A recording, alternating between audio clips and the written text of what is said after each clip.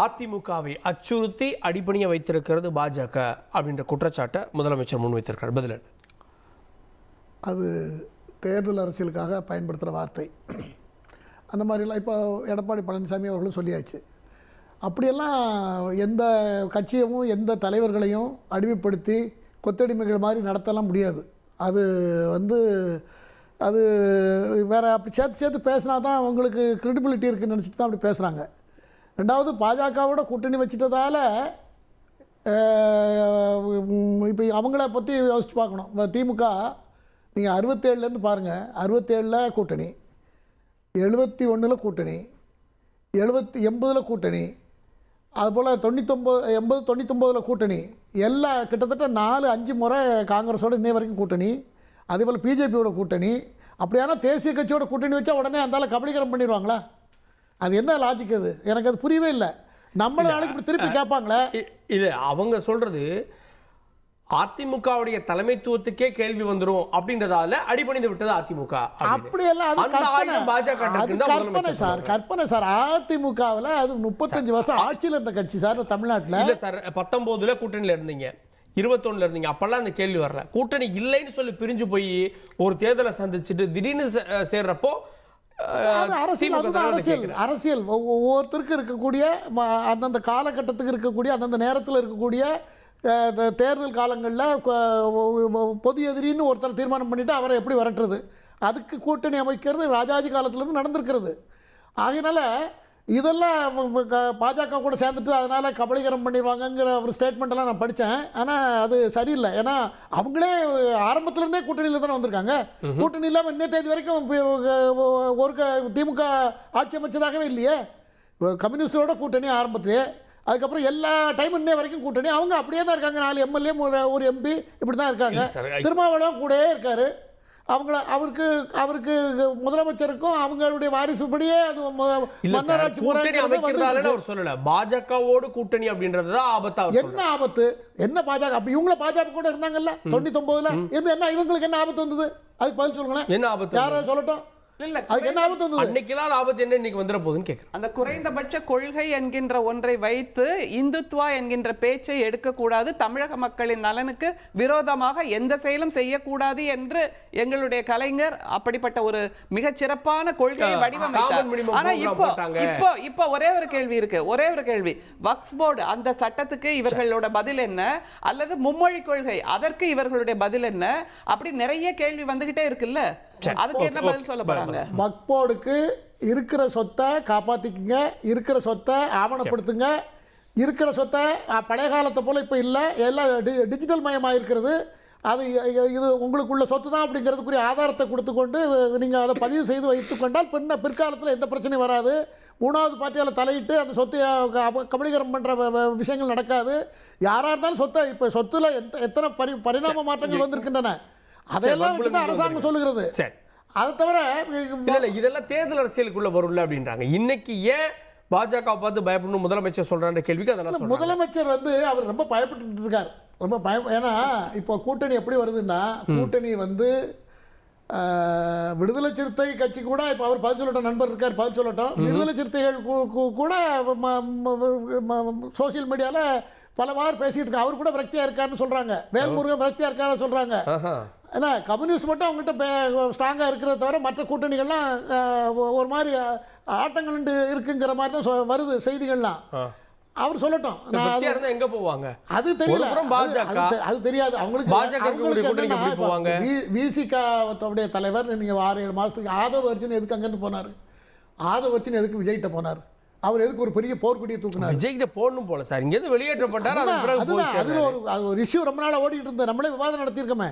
அதனால நாங்க எங்களுடைய தலைவரை நாங்க டெப்டி சீஃப் மினிஸ்டர் ஆக்கணும், நாங்க எனக்கு அமைச்சராக வேண்டாமா அப்படிங்கிற கோரிக்கை வச்சு தானே அவங்க போனாங்க.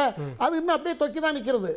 அந்த மாதிரி நிறைய இஷ்யூஸ் இருக்கிறது. நாம மட்டும் எப்போதுமே கூட இருந்துகிட்டு இருக்கணும், சப்போர்ட் கொடுத்துட்டு இருக்கணும், நாம இப்படியே இருக்கணுமா அப்படிங்கிற கேள்வி அங்க வந்திருக்கிறது. அதனால பாஜக கூட்டணி நிறைய கட்சிகள் பாஜகவுக்கு கூட்டணி வருவதற்குரிய அடித்தளமும் அமைக்கப்பட்டிருக்கிறது. பாஜகவுக்கும் கூட்டணிகள் வலுவாக வருவதற்குரிய அடித்தளமும் அமைக்கப்பட்டிருக்கிறது. பாவல் நோக்கி கேள்வி எழுப்பப்பட்டிருக்கு. திருப்பாவலன், கூட்டணி கட்சிகள் குறிப்பா விசிகா போன்ற கட்சிகளே புழுக்கத்தோடு தான் இருக்கு, அதிருப்தியோடு தான் இருக்கு, அப்புறம் எப்படி தேர்தல் அரசியலை திறம்பட கையாள முடியும்ன்ற கேள்வி எழுப்புறாங்க.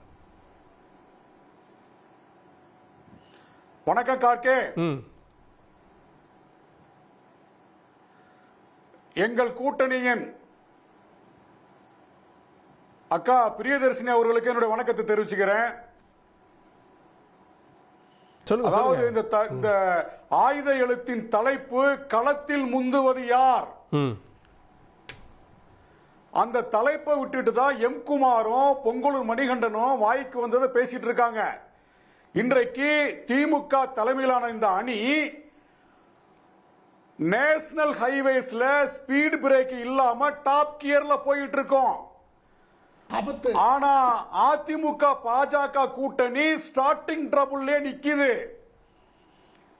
இன்னும் அவங்க மெகா கூட்டணின்னு சொல்லிட்டு இருக்காங்களே தவிர இன்னும் பாட்டாளி மக்கள் கட்சியோட நிலைப்பாடு என்ன, தேமுதிகவோட நிலைப்பாடு என்ன, ஐஜேகேவோட நிலைப்பாடு என்ன, புதிய தமிழகத்தோட நிலைப்பாடு என்ன, தமிழக மக்கள் முன்னேற்ற கழகத்தின் நிலைப்பாடு என்ன, இதுவரைக்கும் யாரும் உறுதிப்பட அதிமுக தலைமையிலான பாஜக தலைமையிலான அணியில இடம்பெறல. இல்ல 24ல இருந்தவங்க அப்படியே வர்றாங்கன்றது பொருள். பாமக சொல்லணும், தேமுதிக சொல்லணும், மத்தவங்க இருக்காங்கன்றதான பொருள். நாங்க திமுக தலைமையிலான அணி 3 தேர்தல்ல வெற்றி வாகை சூடி இருக்கிறோம். எங்களுடைய அணி வெற்றிகரமா பயணத்தை நோக்கிருச்சு. களத்தில் முந்தி நாங்க நிக்கிறோம். எங்களுக்கு கண்ணு கட்டிய தூரத்தில் களத்தில் போட்டிக்கு ஆளே இல்ல. இல்ல சார், அப்படிதான் நேத்து வரைக்கும் சொன்னீங்க. இன்னைக்கு அதிமுக பாஜக கூட்டணி ஒரு புதிய போட்டி இல்லையா உங்களுக்கு? எங்களுக்கு போட்டி இல்ல, அது வலுவான கூட்டணி இல்ல. ஏனென்றால் அதிமுக இருக்கக்கூடிய சில தலைவர்கள் எடப்பாடி பழனிசாமி அவர்களை நிர்பந்தப்படுத்தி தான் பாரதிய ஜனதாவோடு கூட்டணி அமைச்சிருக்காங்க. மிரட்டி தான் இந்த கூட்டணி உருவாக்கப்பட்டிருக்கிறது. அதைத்தான் மாண்புமிகு முதலமைச்சர் அவர்கள் திமுக மாவட்ட செயலாளர் கூட்டத்தில் அறிவிச்சிருக்கிறாரு. மிரட்டப்பட்டு தான் இந்த கூட்டணி. ஏனென்றால் செங்கோட்டையை கூப்பிட்டு தனியா பேச வேண்டிய அவசியம் என்ன இருக்குது? இல்ல, ஆக இந்த கூட்டணி பொருந்தா கூட்டணி. அதிமுகவோட தொண்டர்களை இந்த கூட்டணியை விரும்பல. அதிமுக தொண்டர்களுக்கும் பாஜக தொண்டர்களுக்கும் ஒரு ஐக்கியம் ஏற்படவில்லை.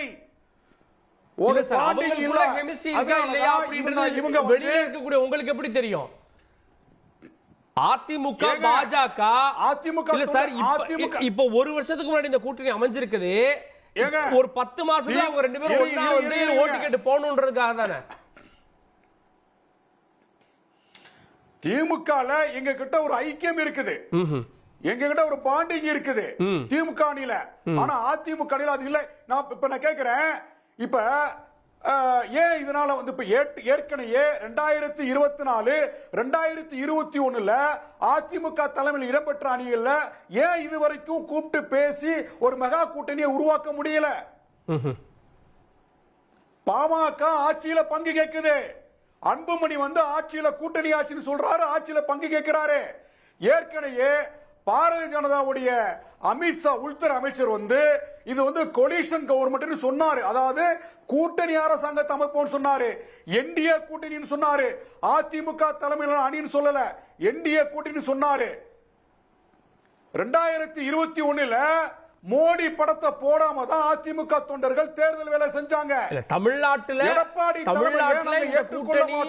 இந்த கூட்டணி இபிஎஸ் தலைமையில அப்படின்ட்டார். அது பெரிய 2021 தேர்தல்ல இல்ல 2021 தேர்தல்ல எடப்பாடி அவர்களை முதலமைச்சராக ஏற்றுக்கொள்ள மாட்டோம்னு தான் பாஜக தொண்டர்கள் அன்றைக்கு வேலை செஞ்சாங்க. ஆக 2021 ஏற்பட்ட அந்த முட்டல் மோதல் இன்று வரை தொடர்ந்து கொண்டிருக்கிறது. அவர்களுக்குள் எந்த விதமான ஐக்கியம் ஏற்படாது.